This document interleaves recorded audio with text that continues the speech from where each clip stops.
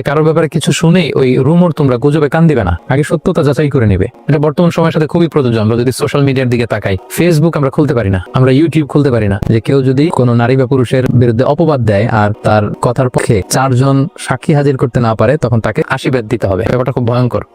আলহামদুলিল্লাহ, আবু তো আদনান হুজুর তার স্ত্রী সাবিকুন নাহার সারাকে ডিভোর্স দিয়ে দিয়েছে। এটা বাংলাদেশের এক ফেমাস আলোচক আবু তোহা আদনান বিবির কারণে কত মানুষ চিনলো। আমি ওনাদের দুইজনের ডিভোর্স হওয়াতে একটা জায়গায় এত বেশি কষ্ট পেয়েছি।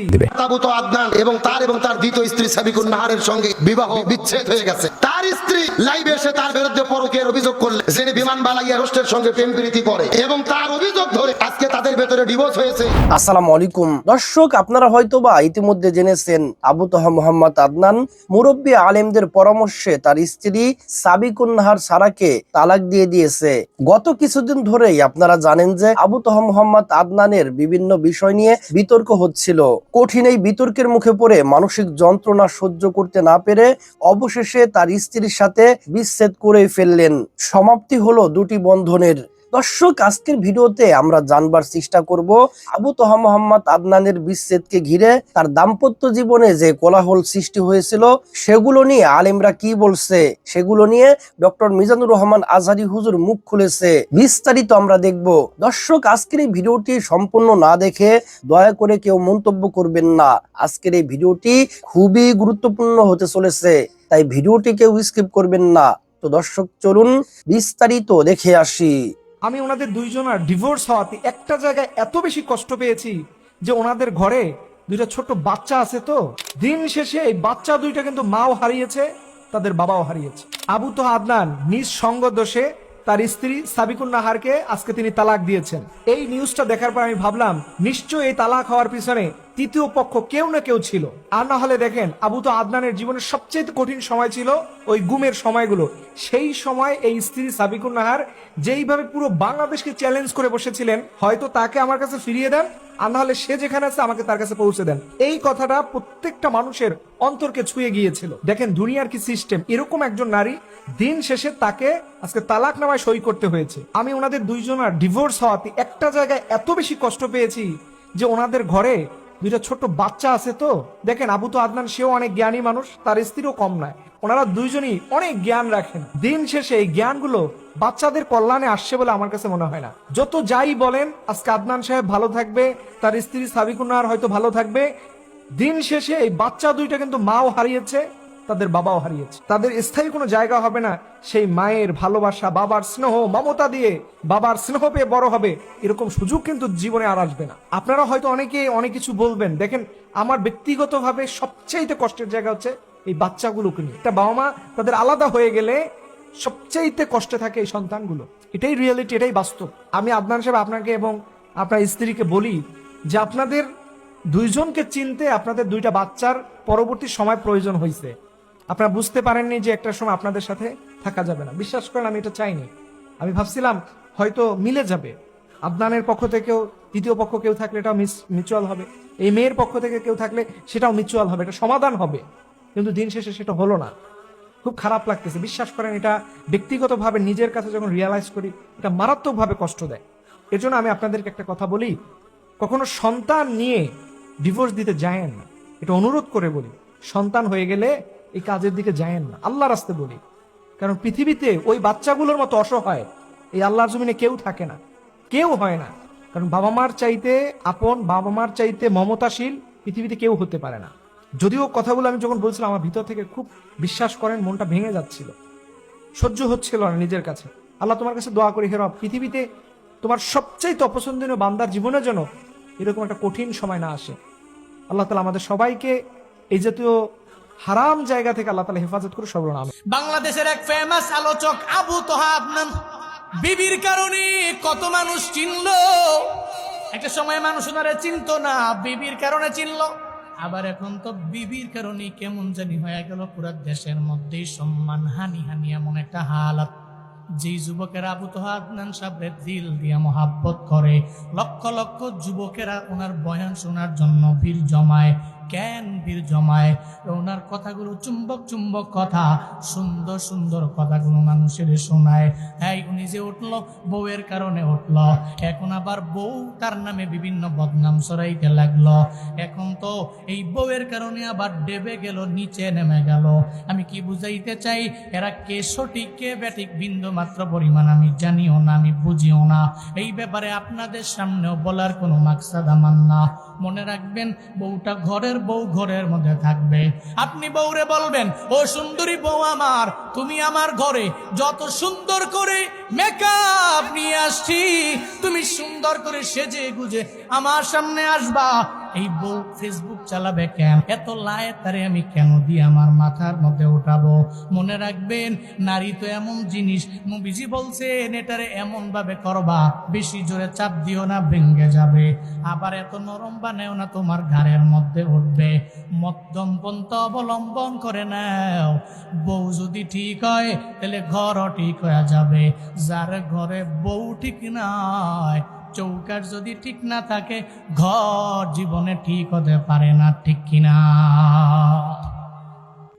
আলহামদুলিল্লাহ, আবু তো আদনান হুজুর তার স্ত্রী সাবিকুন নাহার সারাকে ডিভোর্স দিয়ে দিয়েছে। এটা অত্যন্ত একটা আনন্দের সংবাদ। কেননা যে নারী তার স্বামীর বিরুদ্ধে এরকম মিথ্যা ভয়ঙ্কর অভিযোগ আনে, তার সঙ্গে সংসার না করাই ভালো। সম্প্রতি আবু তো আদনান হুজুরের পেজে তার এডমিন একটি পোস্ট দিয়েছেন, দেশের বরেণ্য ওলামা একরামেরা মাশওয়ারার মাধ্যমে একটি সিদ্ধান্তে উপনীত হয় এবং এই সিদ্ধান্তকে উভয় পক্ষ মেনে নিয়ে তারা একে অপরকে ডিভোর্স দেয়। তবে সম্প্রতি একটা গুজব ছড়িয়ে পড়েছে যে আবু তো আদনান হুজুর তার স্ত্রীকে 8 ভরি স্বর্ণের বিনিময়ে তালাক দিয়েছেন। এটা সম্পূর্ণ মিথ্যা কথা। এখানে বিষয়টা হচ্ছে, ঢাকায় তহা জিন্নুরাইন ইসলামিক স্কুল বা ইসলামিক সেন্টার নামে যে আদনান হুজুরের প্রতিষ্ঠান আছে, এখানে তার স্ত্রী প্রায় 8 ভরি স্বর্ণের মূল্যের অর্থ ইনভেস্ট করেছিলেন এই কথার ভিত্তিতে যে সে চাওয়া মাত্রই তাকে ফেরত দিতে হবে।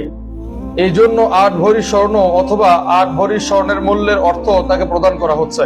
তো আপনারা দয়া করে গুজব ছড়াবেন না এবং আদনান হুজুর যে ডিভোর্স দিয়েছেন তার স্ত্রীকে, এই বিষয়টি বেশি বেশি প্রচার করেন এবং জাতির সামনে তুলে ধরেন যে আদনান হুজুর একজন নিরপরাধ মানুষ।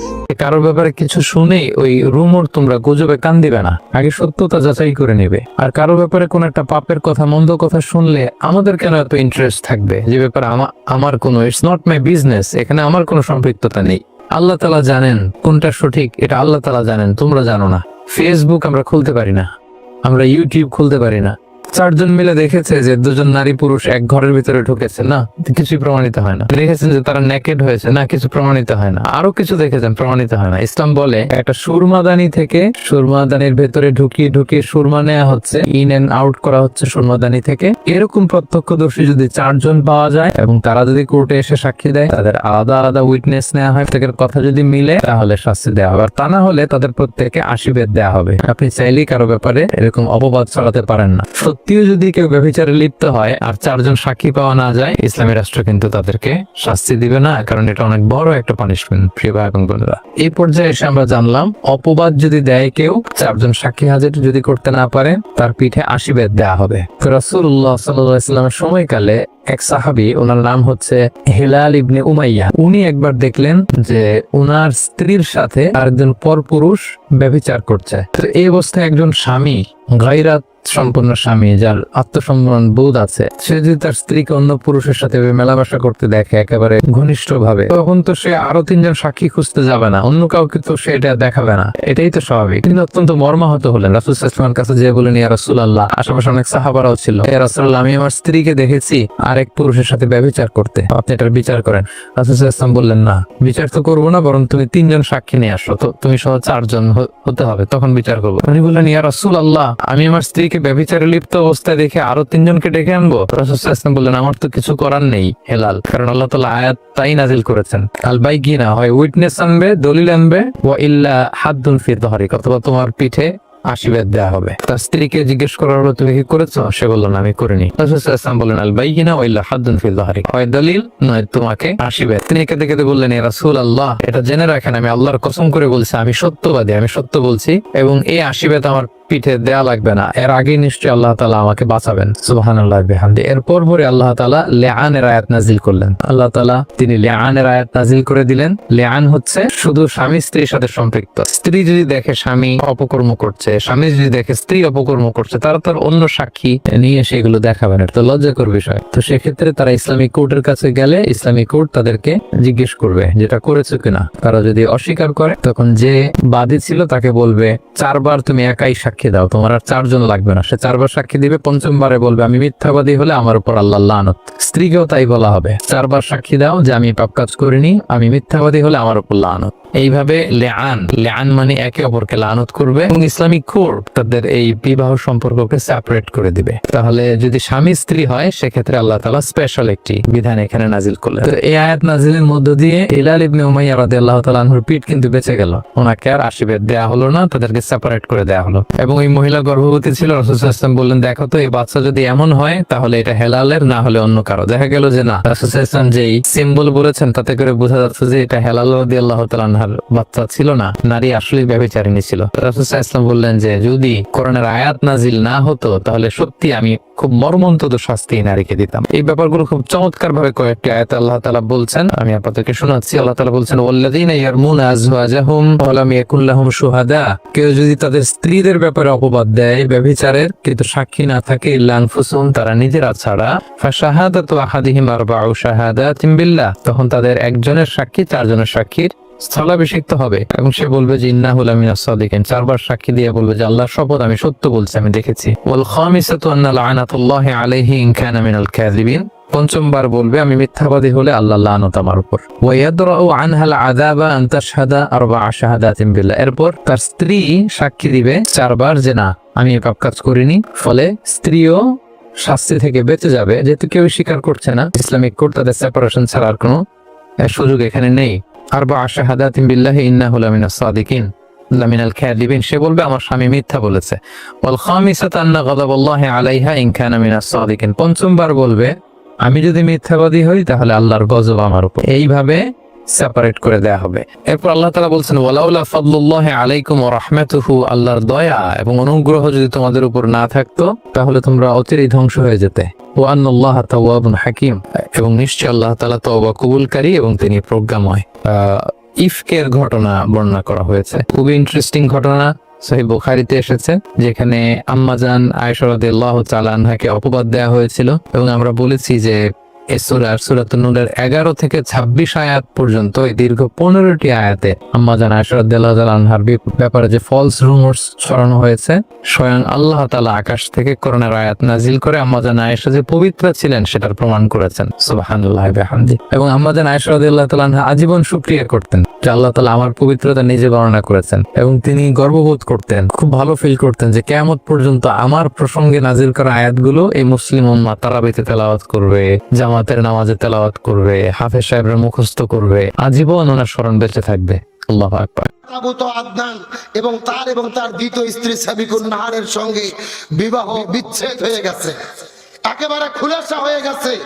মিডিয়াতে দেখলাম অনেকে প্রচার করতেছে যে 8 ভরি স্বর্ণের বিনিময়ে তালাক হয়ে গেলেন, বিবাহ বিচ্ছেদ হয়ে গেলেন। 8 ভরি স্বর্ণের দাম কত? এই বাংলাদেশের একজন পরিচিত বক্তা, সেলিব্রিটি বক্তা, আমাদের প্রিয় ভাই আবু তোহা মোহাম্মদ আদনান, তার স্ত্রী লাইভে এসে তার বিরুদ্ধে পরকীয়ার অভিযোগ করলেন, যিনি বিমানবালা এয়ারহোস্টের সঙ্গে প্রেম প্রীতি করে, এবং তার অভিযোগ ধরে আজকে তাদের ভেতরে ডিভোর্স হয়েছে, তালাক হয়ে গেছে, বিচ্ছেদ হয়ে গেছে। অর্থাৎ আবু তো আদনান এবং তার দ্বিতীয় স্ত্রী সাবিকুন নাহারের সঙ্গে বিবাহ বিচ্ছেদ হয়ে গেছে, একেবারে খুলাসা হয়ে গেছে। মিডিয়াতে দেখলাম অনেকে প্রচার করতেছে যে 8 ভরি স্বর্ণের বিনিময়ে তালাক হয়ে গেলেন, বিবাহ বিচ্ছেদ হয়ে গেলেন। 8 ভরি স্বর্ণের দাম কত খবর জানেন? 16 লক্ষ টাকা। এর আগেও 2 স্বামী ছাড়ছে, এটাও ছাড়লো। এভাবে বছর 5 চললে তো কোটিপতি হয়ে যাবে। কথা কন না, 16 ভরি স্বর্ণ বুঝে নিছে। আগের স্বামী বলতেছে আমার এখানে 7 বছর সংসার করতে 2টা মেয়ে, সেই সংসার শেষ, আরেকটা শেষ, আরেকটা শেষ, স্বামী একটা ধরে আরেকটা ছাড়ে। এটা কি কোনো ভালো স্ত্রীর লক্ষণ হতে পারে? সে আবার নিজেকে পরিচয় দিচ্ছে আমি আলেমা। ভালো করে বোঝেন, আল্লাহর কোরআন বলেছে শয়তানের ষড়যন্ত্র হলো দুর্বল, কিন্তু মহিলার ষড়যন্ত্র হলো ভয়ঙ্কর। সরাসরি কোরআনের বক্তব্য, সূরা নিসার 76 নম্বর আয়াতে আল্লাহ বলেন, ইন্নাশ শাইতানি কানা দাঈফা, নিশ্চয় শয়তানের ষড়যন্ত্র হলো দুর্বল। আর সূরা ইউসুফের 28 নম্বর আয়াতে আল্লাহ বলেন, ইন্না কাইদা কুন্না আযীম, মহিলারা যে ষড়যন্ত্র করে এই ষড়যন্ত্র যেন তেন ষড়যন্ত্র নয়, এই ষড়যন্ত্র হলো ভয়ঙ্কর ষড়যন্ত্র। শয়তানের ষড়যন্ত্রতে যদি পড়েন বাঁচার বুদ্ধি আছে, কিন্তু মহিলা যদি আপনার বিরুদ্ধে ষড়যন্ত্র করে ইউসুফ নবীর মতো অপবাদ পাওয়া ছাড়া কোনো উপায় নাই। আজকে আপনি স্ত্রী হয়ে স্বামীর বিরুদ্ধে অভিযোগ করলেন সে পরকে প্রেম করেছে, অথচ 2 ঘন্টা লাইভ করে কান্নাকাটি করলেন, পরকে প্রেমের কোনো প্রমাণ দিতে পারলো? শুধু কান্না করে বললো স্বামী আমাকে ধরে পিটাই মারে, ঝগড়া হয়। আচ্ছা বলেন তো, স্বামী স্ত্রী ঝগড়া হয় না, মারামারি হয় না, এমন কোন বাপের বেটা হাত তুলে বলতে পারবে? এর আমরা যে হুজুর আমাদেরও তো হয়, কথা বল না কেন? স্বামী স্ত্রী সম্পর্কই হলো টক ঝাল মিষ্টি, সুখ দুঃখ কষ্ট সবই থাকবে। আরে ভাই, আমরা তো দূরের কথা, আমাদের নবী মুহাম্মদ রাসূলুল্লাহ সাল্লাল্লাহু আলাইহি ওয়াসাল্লাম, তার সাথে তার স্ত্রী আম্মা জান মায়েশা সিদ্দিকার, তারও মনোমালিন্য হতো, হযরত ওমর ফারুক যে মীমাংসা করে দিত। সুবহানাল্লাহ বলেন। তার মানে স্বামী স্ত্রীর মধ্যে ঝগড়া বিবাদ একটু মনোমালিন্য হতেই পারে। আপনি সেটা মিডিয়াতে যে প্রচার করে দিলেন, তার মানে আপনার উদ্দেশ্যই ছিল এই সম্পর্কে ছিন্ন করে আরেক জায়গায় যাওয়া। আল্লাহর কোরআন বলেছেন, হুন্না লিবাসুল লাকুম আনতুম লিবাসুল লাহুন্না, স্বামী স্ত্রী উভয়ের পোশাক স্বরূপ। পোশাক মানে শুধু শাড়ি কাপড় নয়, পোশাকের ব্যাখ্যা হলো স্ত্রী স্বামীর ঘটনা জানে, স্বামী স্ত্রীর ঘটনা জানে, স্বামী স্ত্রীরটা গোপন রাখবে, স্ত্রী স্বামীর গোপন বিষয় গোপন রাখবে। এটাই হলো এই আয়াতের দাবি। আপনি কি ভাবছেন মিডিয়াতে প্রচার করে দেশের লোক এসে স্বামী স্ত্রীর গন্ডগোল মিটাতে পারবে? স্বামী স্ত্রী নিজেরা যদি স্বামী এবং স্ত্রী বানাইছে মিস্ত্রি, এ বড় কঠিন কারিগর, নিজেরা যতক্ষণ ঠিক না হবে বিচারপতি এসেও কোনো কাজ হবে না। এই জন্য ঝগড়া বিবাদ যাই হোক, এটা নিজেরা গোপন রাখেন। এখন প্রকাশ করে দিলেন, সংসারটা বিচ্ছেদ হয়ে গেল, এটা কি ভালো হলো? যদিও হালাল, হাদিস আছে 3টে হালাল কাজ, কিন্তু আল্লাহর কাছে অপছন্দ। কয়টা হালাল কাজ? হালাল করা যাবে কিন্তু আল্লাহর কাছে অপছন্দ। 1 নম্বর হলো স্বামী স্ত্রীর ভিতরে বিচ্ছেদ, তালাক হওয়া। আর 2 নম্বর হলো ভিক্ষা করে খাওয়া, যদিও হালাল, আল্লাহর কাছে অপছন্দ। আর 3 নম্বর হলো ঋণ করা, মানুষের কাছ থেকে ঋণ নিয়ে পরিশোধ না করা। এগুলো কাজ কার কাছে অপছন্দ? সুতরাং আসুন স্বামী স্ত্রীর সম্পর্কে গাঢ় করি, নিজেরা মীমাংসা করি, শান্তি কায়েম করি। আলেমদের ভুল বুঝবেন না, প্রমাণ ছাড়া কোন আলেমকে জিনাকারী বলার কোন সুযোগ। শয়তানের প্ররোচনায় সবাই পড়ে, হুজুর মানে যে ফেরেশতা তা না, হুজুররাও অন্যায় অপকর্ম করে, তবে প্রমাণ করার আগে, তদন্ত করার আগে কাউকে অপবাদ দেওয়া যাবে। সম্মানিত দর্শক শ্রোতা, আশা করি পুরো ভিডিওটি দেখেছেন এবং সবকিছু বুঝতে পেরেছেন। দর্শক, আসলে আমি কি বলবো বুঝতে পারতেছি না। এতদিন যার আলোচনায় মানুষ পরিবর্তন হতো, তাকে নিয়ে যদি এরকম ধরনের কথা শুনি, আসলে মনটা ভেঙেই যায়। আবু তোহা মোহাম্মদ আদনানের লাখ লাখ ভক্তরা অনেক কষ্ট পাচ্ছে। এই সমস্ত কন্ট্রোভার্সির জন্য আজকে ইসলাম নিয়ে নাস্তিকেরা অমুসলিমেরা হাসি ঠাট্টা করে। আবু তোহা মোহাম্মদ আদনান এবং তার স্ত্রী যদি এগুলো পারিবারিক ভাবে সমাধান করত, আজকে নাস্তিকেরা অমুসলিমেরা ইসলাম নিয়ে মস্কারা করতে সুযোগ পেত না। তো যাই হোক, আল্লাহ সুবহানাহু ওয়া তাআলা যেন আমাদের সকলকে হিদায়াত নসিব করেন, আমিন আমিন। তো দর্শক, আজকের এই ভিডিওটি এ পর্যন্তই। আজকের এই ভিডিও নিয়ে আপনাদের মন্তব্য কি? আপনাদের মূল্যবান মন্তব্য অবশ্যই কমেন্ট সেকশনে জানিয়ে দিবেন। ভিডিওটি ভালো লাগলে লাইক এবং শেয়ার করে দিয়েন। আর হ্যাঁ, নিত্য নতুন আপডেট ভিডিও পেতে চ্যানেলটি সাবস্ক্রাইব করতে ভুলবেন না। দেখা হবে নতুন ভিডিওতে, ততক্ষণ ভালো থাকুন, সুস্থ থাকুন, ফি আমানিল্লাহ।